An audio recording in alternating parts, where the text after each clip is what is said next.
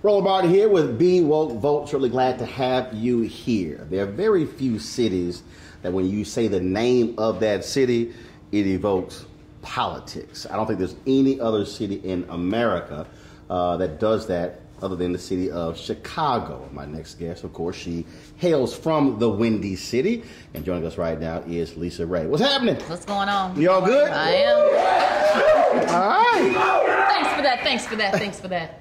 I started that way because, look, I spent 6 years in Chicago, and everything about Chicago is politics. Everything. Okay. You can't avoid politics being from Chicago. And then Obama's from Chicago. Obama's from Chicago, the dailies. I mean, you just go on the machine Washington. politics. Yep. Harold Washington, of course, getting elected in 1983. I mean, you just go down the line again, just how everything, the neighborhoods, everything is tied into the political machines there. Definitely, definitely. We're that melting pot. I know that they are used to calling New York that, but we're the center, we're the Midwest. Yeah. One of the things that jumps out, also that I found to be interesting when I spent the time there, was when you look at the racial split. You talk about melting pot, but Chicago has long been called the most segregated city in America. When Harold Washington, Congressman Harold Washington was running, how polarizing it was. And we're talking about the 80s. We're not talking about 60s or 70s. And you still see that. You still see, and it's very much South Side, West Side, North Side. I mean, you have these clear lines of demarcation in Chicago. And I don't think that you really realize that when you're growing up in it, when you're younger. You just think, okay, let me go to the North Side because the North Side is where the white people are and it's cleaner there, so let me go up there. And you think, well, do we need to take a page out of their notebook to keep our beaches the same way? Like, you don't really realize the West Side is, we heard the West Side is the worst side. It's the bad side, so be careful, pack when you go into the West Side. South Side is cool, it's more chill, that kind of thing. But when you get older, then you ask yourself, well, why is that? And you see the change of it, because when I went home this last couple of months or so, they're calling Chicago Chirac now. And I kind of take offense to that because it's like, is it that bad? What's really going on over Spike there? Lee did a movie dealing with the issue of violence there in Chicago. Yeah, and actually I think also Common has a show called The Chi that is actually showcasing Chicago's Yeah, he's violence. involved with Lena Waithe with that particular show. But the thing that I that still jumps out when you talk about these differences, when you talk about the separation there, when people talk about even the violence in Chicago, every time Donald Trump runs his mouth about it, folks don't want to deal with the reality of the economic and the racial and the educational split that exists. You can talk about violence in Chicago, but you have to deal with the housing policies, the economic policies, jobs, O'Hare, what that has meant for that whole area. And then when former Congressman Jesse Jackson Jr. was trying to build this South Side airport, no, that's not going to happen. I mean, you had, it's just this constant battle dealing with these forces that produce that level of violence. Okay, well, here's one thing, and I'm glad that actually you and I are sitting down because you are unapologetically who you are. You are politics. You are our voice. You are our anchor. So even sitting here, I feel like I want to be like this. But the reality of it is that we don't know any better. And sometimes we're not educated. We don't know. Some of the things that you're saying, I'm going, But I'm not afraid to be able to say, yeah, I don't know anything about that.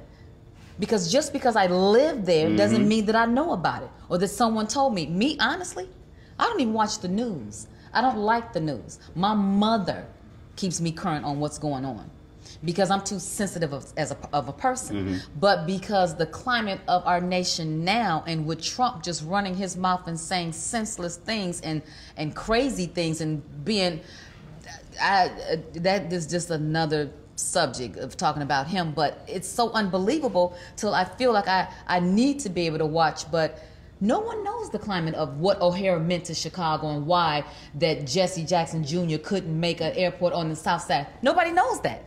Who's talking about that? And if you're talking about it, are you talking about it in a way in which these people can relate? Right. Because automatically, if you put someone up there that don't look like I am, I do, and don't sound the way that I sound and can break it down to me, I'm not listening. You fun, lose me. It's funny you talk about not knowing. So when I first moved to Chicago to run the Chicago Defender, I didn't have my car.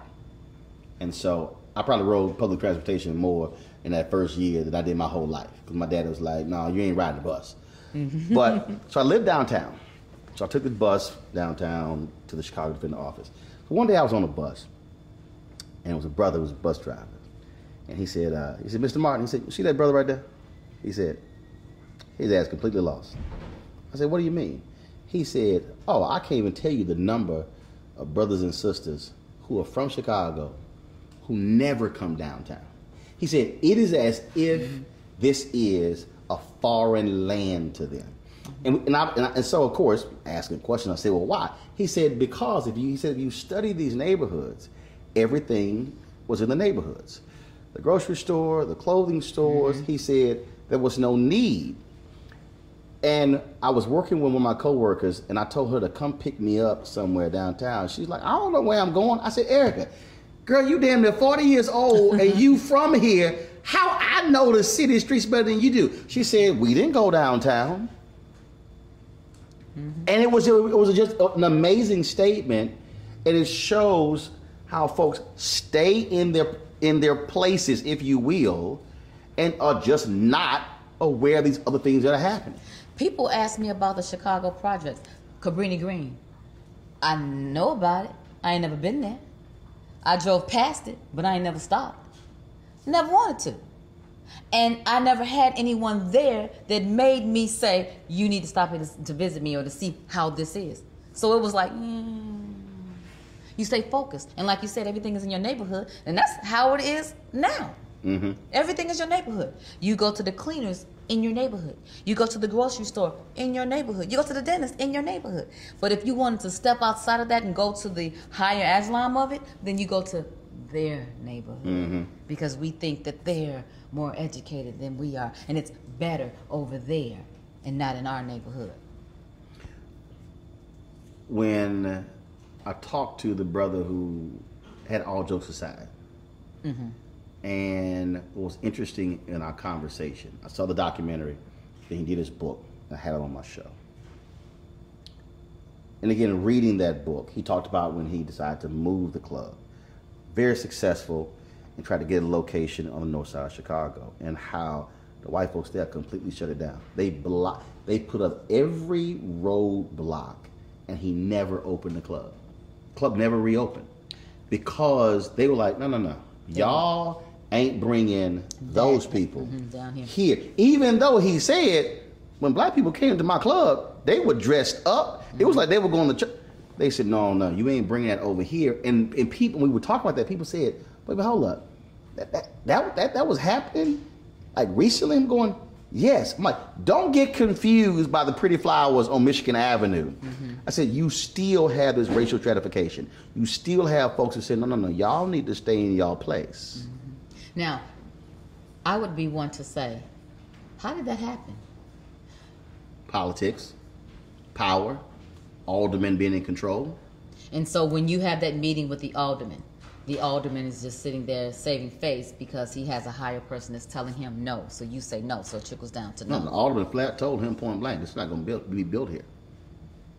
He said they were denying permits, they were denying liquor license. They put every roadblock because their deal is crime is going to increase, all these different things because this successful black comedy club dared cross 22nd Street. Now, did they say that? Did they say that to him? Oh, yes. Or did they try? They said that? Oh, yes. They made it perfectly clear.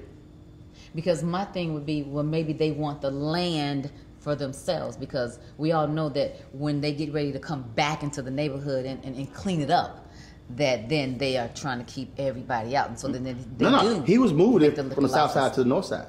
He was moving it, and their deal was like, no, y'all need to stay on your side of town. And what was interesting when I moved there, so I remember Jesse Jackson Jr. and we sat down, and he said, you ever see the tourist map? I said, what do you mean? He said, let me show you. So he pulled the tourist map out. And this was the map that you got when you rented a car, you came to the city. Oh, I know what you're going to say, but go ahead. It literally stopped at 22nd Street. Here are all these attractions in Chicago. Science of Museum of Industry. You ain't going, forget Bronzeville, forget anything that was Hyde Park. 23rd. Yeah. Literally, it stopped right there. He said, and that's what the city of Chicago is telling visitors. This is the only thing you need to see in this city, just right here. That still is driven by politics. And it was hard when I ran the Defender to get folk to understand that you better hold people accountable because their political decisions are affecting you economically. Okay. So then I would say, because I'm going to play devil's advocate here. Go ahead. I would say, okay, then how do I do that? Because if I take a meeting with my alderman and my alderman has been told no, and they sit in my face and say no, where am I to go after that? What am I to do? How do I make a change? And that's where the mobilization comes from. That's where it comes. Because see, that alderman still has to run. Mm-hmm. That mayor still has to run. And in fact, anybody who studies Harold Washington, what did he tell them? He said, okay, y'all won't change? Okay, fine. Go out and register X thousand number of people to vote and raise X amount of money. He thought that would never happen. Then they came back and they said, all right, we registered 50,000 people and we raised the money. And he was like, oh, but damn, I guess I got to run now. See, because he literally said, I'll run if y'all do these two things. And then they did. I think what still impacts and what creates change is when we mobilize. When we say we're not powerless, and if I get with you and you and you, and all of a sudden it's 10, then 20, then 100, then 500, then 2,000, then 5,000, all of a sudden you have mobilized people, that creates that voting power. And then when you throw somebody out, it catches their attention real quick. But not only just that, they have to know what it is that they're standing for. Because if you have friends that talks politics, then of course we're having a decent conversation and I'm being educated at the same time. But if my group of people are not talking about that, then I still don't know. So I can unite with you, and then I'm making sure that you have the voice, but what if you don't have the courage to speak? So you're still getting a group of people together that don't know how to do nothing. For you, what do you recall the first time you voted? Mm-hmm. When was it? Well, let me say this. I've always voted because my mama made me to. But the first time I really gave a damn, honestly, Clinton. Bill Clinton. Yep. 92. Yep. So I used to vote for who my mama voted for. So growing up, that was practice. Mm-hmm. She voted. Mm-hmm. Did you ever go to the polls with her? Yes. When she voted. Mm-hmm. And so did she say, look, we're going? She would make me sit and watch the different speeches that they would have throughout the time. And then I assume as a kid I would go in and out of, what is this and why, da-da-da-da kind of thing. And as I got older, she wanted to make sure that my vote counted. So it was like, come on. And it was like, okay. But it wasn't until Bill Clinton got into office, and really, really, really, until Obama got into office, till I really started being more educated about the process and how it helps and how it works and how my voice is really heard through my vote. Because he actually tackled social media and used that to get to us in a way that spoke. He spoke our language. And it wasn't just and only because he was a black man running for president, but I remember hearing his speeches and understanding what he was saying. And it wasn't foreign to me, and I didn't have to break it down or look in the dictionary or feel ignorant because I didn't know what he was saying. Yeah, maybe some of the words was kind of too big, but overall I was like, I get the message here. I understand here. And I'm going to tell you this story too. My first piece of property that I bought back in Chicago had a condo. My tax bill came. And I would look and it said, you paying taxes on the library and the fire department. And I kept saying, I ain't never had no fire. I don't need the fire department. and I quit going to the library a long time ago. I don't need this, And my mother said, girl, don't be no damn fool. That's what she said, And then for me, it was like, right. This is where our tax dollars go to. This is how our buildings, the public buildings, are paid for. Then that is what made me go, oh, girl, learn more. Find out where your money's going. But it wasn't until I became independent and they started messing with my money that I really cared. So but the key there though is not just messing with your money. You were an owner. See, when this is what I tell people all the time. In America, they care about homeowners because homeowners and business owners own stuff. When you're renting, it's a whole different conversation because you're transient. You can come and go. But the person who owns, their deal is like, no. I want this to be of value, so I'm going to need that cleaned up. I'm going to need that looking good. It's a different attitude politically how they treat people who own versus they treat how people who rent. I learned that too. And really, that is one of the reasons why I'm using my platform as an artist, as an actress, to be able to speak to the people that can relate to Lisa Ray. That whatever I'm learning and whenever I'm learning it, I'm able to share it with someone because no one did for me and with me. Earlier you talked about having friends and then folks not being in our space talking about that. When I talked to Erica Ash, she said, look, you got to have at least that one person in your crew who they are the information source. That's like, we got a question, we go to them, because there are lots of people who don't have that. When you hear that phrase, you don't know. When you don't know, you don't know. And unfortunately, that's the case. That is. And then people then wonder, well, how did this happen? How did this happen? It's because, and I hate to use the word ignorant because people hear that, they go, oh my God, how dare you call me ignorant? But when we are not fully aware, that's how we get taken. Yeah, but you have to have something that has taken place that you care about to be able to stand for. Because like you said, those renters, they don't know. So really, they're walking around oblivious because their focus ain't that. Their focus is where's the next place that they can be transient at? Where's the next place that I can rent at? They're not even thinking about owning until and when they do, then things change. So you have a whole host of people over here that's like, and those are the people that we need to go, hey, we're trying to talk to you. We got to talk to those people. We have to sit down and have conversations like this. So when they see somebody that they can relate to, and it's like, oh, let me see what Lisa Ray is talking about. Let me see what Tiny's talking about. Let me see what Roland is saying. Then it's like, okay, it's like music. My mother used to always say, if you knew your lesson, how you know that music? And I would always go, if they put the music to my lesson, why don't we hit them in ways in which that we know it will affect them? And that's what Obama did. That's exactly what he did. Well, it's interesting you say that. There's a sister, the KIPP charter schools.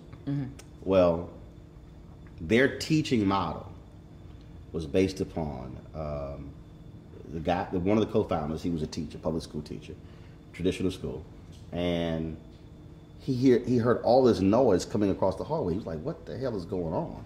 So he walks out of his classroom.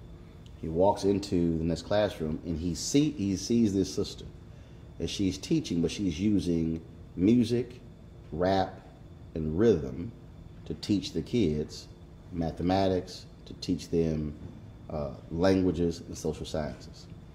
And literally, he's watching her using that creativity to teach. And then a light bulb goes off, and that is what started the creation of KIPP. Their teaching methods today are based upon just what you described. This teacher using rhythm, using music to teach. Her deal is, I don't care how you get it, long as you get it. I think part of the issue for us these days is that we get so caught up in, it has to be this way for folks to be aware of what's going on in politics. As opposed to, no. I've got to figure out multiple ways to communicate with people so they understand it. And I'll tell you this, and I always say this, I go, okay, once we march, once we petition, now then what? Now what? Because I still don't know what's going on. Not me personally, but people. Okay, I'll stand with you, but What else? And I often now think, who is our voice today? After the Jesse Jacksons, after you, after Reverend Al Sharpton, who will the millennials have to represent them? And it's scary. It's scary to me because even some of the things and the way that they think, I'm thinking, even as far as customer service, it's almost like, you don't even want to do this. You don't even know why you're doing this. You don't even know why you're here. So you're not talking to me correctly because you have no respect, because you didn't even grow up that way. You don't know what that is. You want to be equal, but you don't want to give into. You don't want to roll up your sleeves and be able to handle some things. You just want it to be passed over to you because there's a sense of entitlement there. When we think about political involvement, now when I moved to Chicago, I wasn't aware of this, but it was through reading of several different books and talking to people. You was just smart, huh? Well, I read stuff all the time. I read stuff all the time. But it was stunning to learn how political the gangs in Chicago were. The what? The gangs. The what? The gangs. Oh, gangs. Oh. They were literal political organizations. To read these politicians who went to these dominant gangs, and they were turning out votes. They were putting their gang members as political foot soldiers and played critical roles in folks getting elected. And so I'm reading this and I'm sitting there going, yo, this is wild, because again, what we've always been taught, no, those folks, they're thugs, they're gangsters or whatever, but they understood, wait a minute, we have a machine just like you, a political machine. Just like the police union has a political machine. And so the gangs in Chicago had political operations. I'm watching a documentary, the exact same thing happened in Jamaica when Michael Manley was first elected as prime minister. The gangs in Jamaica played a role in his election. And I'm sitting there and I'm going like, yo, that is wild. And so it caused me, again, to get people to understand, you have to think that, wait a minute, they're an organization, they've got members, they've got hierarchy. And they have power. And leadership says, do this, they do. And they have power, and they understand power and how to use it. That's true. That's right.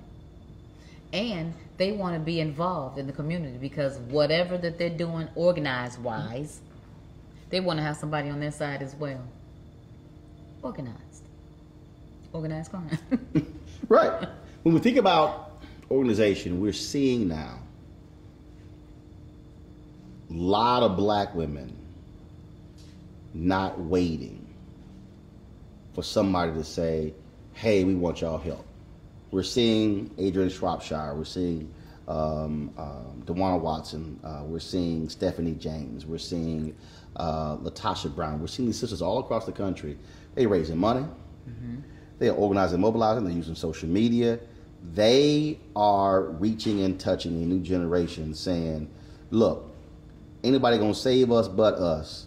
And so it's time for us to actually mobilize. When you hear about sisters like that, who are modern day Fannie Lou Hamers, modern day Septima Clarks, modern day Diane Nashes, how does it make you feel? Go ahead, Roland. Go ahead. I'm just like, you know who I like? Angela Rye. And I think because she speaks to the voice of this generation. So she's young enough to still remember what that is, but yet old enough to be able to speak it in a way in which we respect as well. I think it's time for women to stand up. I think behind a powerful man is also a powerful woman.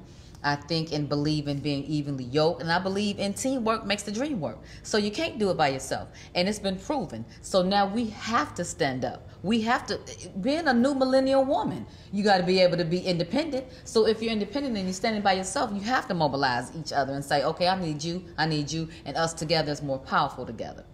I think that that's important, and that one of the reasons why even sitting here is because I'm utilizing what I know. I'm being able to speak about something that I used to didn't do, that I can say, yeah, that was me, but it's okay now because I know better now, and you can too. I'm able to say that so they can relate to what I'm saying, so I can capture their attention and be able to knock on their door and say, hey, you with me? And now they feel more apt to pay attention and more apt to be able to go out there and say, oh, well, just maybe, because she said, and I'm a fan of hers, so the connection is, well, okay, what do I have to lose?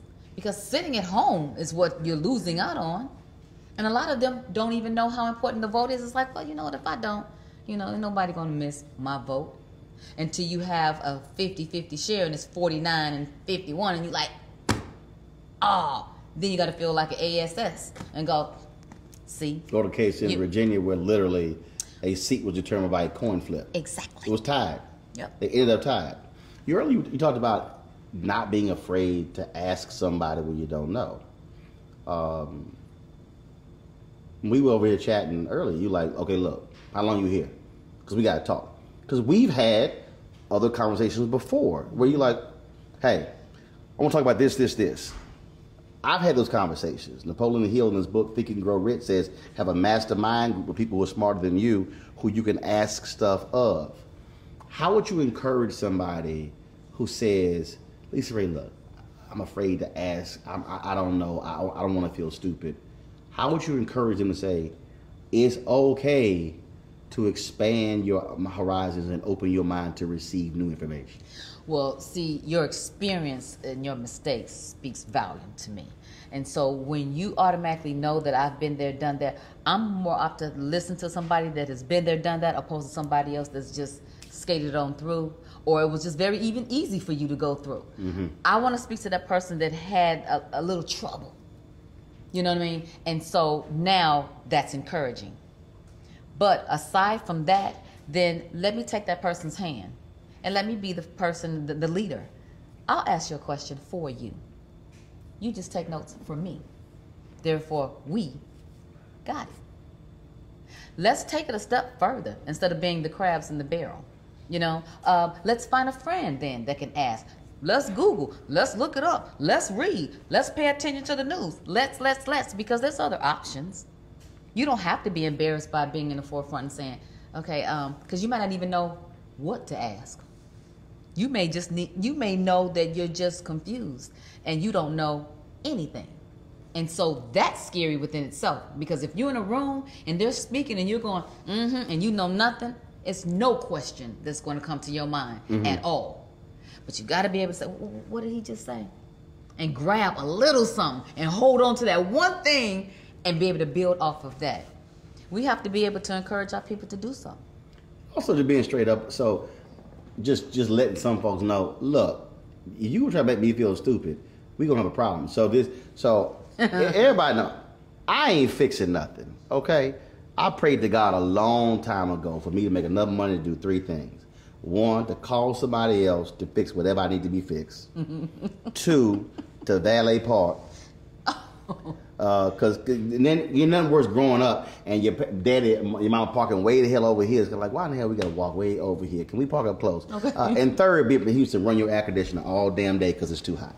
So those were the three things. So when I was living at my home in Dallas area, something was wrong in our kitchen sink. And now my wife, she lived at Home Depot. I'm talking about Home Depot to her like the library to me. She just at home. I ain't fixing stuff, but her and my sister were doing something, and they were not trying to fix something under the sink. I said, man, let me go fix this damn thing so I can cook me something to eat. Okay. So I go to Home Depot, and I'm sitting here in the store, and I'm like, okay, got this pipe, I got to cut it. So the guy, I said, look, man, I need to cut this pipe. You're going to need a hacksaw. And I go, what's a hacksaw? You don't know what a hacksaw is? I said, God damn it, no, I ain't doing what a hacksaw is. I said, if your ass asked me how to start a newspaper, I can tell you how to do the whole damn thing. Your ass here at Home Depot. Now, tell me where the goddamn hacksaw is so I can go home and cut this damn pipe. He didn't show you where it was. You damn right he did. You damn right I got to cuss him out. Because my dude's like, man, this ain't what I do. Mm-hmm. But I had no problem saying, what's a hacksaw? Because I was not about to walk around Home Depot. I'm afraid, so I don't want to embarrass myself. Man, show me where it is, and don't even tell me the aisle. Walk me to it. But again, though, it's the temperature of how we deal with each other. We are the ones that make each other feel crazy and stupid and uneducated. We do that to each other. So yeah, I could feel that way. But how I do it, because I get nervous energy sometimes, you know, and then I get funny when I'm nervous. So it's almost like, girl, I don't know anything about that, but what is it? Tell me. Because I be saying, because for real, I don't. For real, you know what I mean? And then they go, you do go. It's like, no, girl, I don't. Wait for it. You know what I mean? Kind of thing. But maybe even give them tactics. Almost like when you go to a therapist. A therapist gives you skills to try out. She gives you homework. Go home and try this way, and then come back to me and let me know if it works. You know what I mean? We need to be able to give them tasks to be able to do. Mm-hmm. You know, I think that'd be a fun way. Right now, everybody wants things to be easy because we've had a hardship for a long time, and it's a lot going on right about now. You know what I mean? So it's hard to stay encouraged in the climate that we're in. If we allow things to be fun and feel light, then maybe we can get more people on board. But it's almost like when you make it too serious and too politic-ish, it's like, well, I'm out of my league automatically, so I'm gonna turn the channel or I'm gonna turn my back. Put somebody up there where I feel like it'll make me laugh. Right. Tell the comedians to start joking about the politics so I can laugh at what's going on too, but then the message is still there. Let's find other ways to do this thing. Earlier you talked about seeing that tax bill and you like, where is my money going? Library and fire. What are the three most important issues for you? The three things you care about the most that you want to see changed? Elderly. Dealing with them. You know, when you're young, you just do not think the same way when you get mature. And when someone that you love, you see them deteriorating and you see them going through a hard time. They used to care for you, now you got to care for them. You think about chivalry. You know, you think about the other day I was driving down, you know, one of the LA streets here, and I saw one of the older ladies, and she had 2 bags, and she was moving awfully slow. And I stopped, and I said, ma'am, I want to take you to where you're going. I said, and you can hold my license. I'm not crazy, and I'm not going to do anything to you, but I want to take you the way you're going. She said, baby, bless you. And the entire time that she got in my truck, I was in complete tears. Because I could only think about my mother. And would anybody stop now to help my mother? We have no regard for people anymore. Mm-hmm. And it's sad. Even when you go to the airport, they've taken away the guys that take your bags. And I keep thinking, what would the elderly do? How are they to get around? How are they to get their bags? Mm-hmm. Things are changing so much, and they've taken things into robots or computers and taking the human out of the job environment. Mm-hmm. Well, now we're not communicating with each other. It's just a machine. So there's no human touch anymore that brings about emotion and compassion. The elderly. Health. I want everybody to be able to have health care, because as surely as we're going to be on this earth, it is too much that is endangering us, from the food that we eat to the air that we breathe. They are killing us. Mm-hmm. So we're going to be sick. So if it's not your time, and if you went to school to be a doctor, why is it so much about the money? Why can't you see this person came through the emergency room and they are deadly sick, and you got the power to be able to help them, but you won't because the insurance didn't clear? What kind of doctor are you? Why did you go to school anyway? To the elderly, we got health care. Number 3. Education. Education. There's so much that's being taken away from our school system. They took out music, physical ed. You know, there's things that these kids need to replace some of the things that don't even matter in the school system. Teach them how to finance their home. Mm-hmm. Teach them how to change a tire. Teach them how to balance a checkbook. Teach them life skills. Equip them with those things. So when they go to the next level is responsible for giving them the next level to level up. You mentioned homework and a test. So the final task for you is a test. So a young sister comes up to Lisa Ray. Are you timing me? Oh, no. You about to get time. So a young sister comes up to you, a young brother. Oh, my God, I love you. I love your work. And then you ask them, do you vote? And they say, no, I don't. So you've got 30 seconds, Lisa Ray, to tell them why they must vote. Go. Oh my God, what if there was a difference between you making that final vote is yours and it making the difference between who you need and who you want that's going to make a change and what your goals would rely on for the future to be? You got to know that your vote is important just like everybody else. You're a number in this world and it matters. So you have to. We're going to make it easy for you. It's in your neighborhood. Come on, go with me. Pre-register. You may not even have to go, but I can have it come to your house and you can do an absentee ballot. Come on, let's make it easy for you. We need you. 29 seconds. Lisa Ray, good chat with you. Thank you so much. You want to check out Roland Martin Unfiltered? YouTube.com/Roland S. Martin. And subscribe to our YouTube channel. There's only one daily digital show out here that keeps it black and keep it real. It's Roland Martin Unfiltered. See that name right there? Roland Martin Unfiltered. Like, share, and subscribe to our YouTube channel. That's YouTube.com/Roland S. Martin. And don't forget to turn on your notifications so when we go live, you'll know it. Hey fam, want to check out Roland Martin Unfiltered? The blackest show on all of digital, cable, and broadcast. Check out our audio podcast. There's only one daily digital show out here that keeps it black and keep it real. It's Roland Martin Unfiltered. Press play. You want to support Roland Martin Unfiltered? Be sure to join our Bring the Funk fan club. Every dollar that you give to us supports our daily digital show. There's only one daily digital show out here that keeps it black and keep it real. It's Roland Martin Unfiltered. Support the Roland Martin Unfiltered daily digital show by going to RolandMartinUnfiltered.com. Our goal is to get 20,000 of our fans contributing $50 each for the whole year. You can make this possible. RolandMartinUnfiltered.com.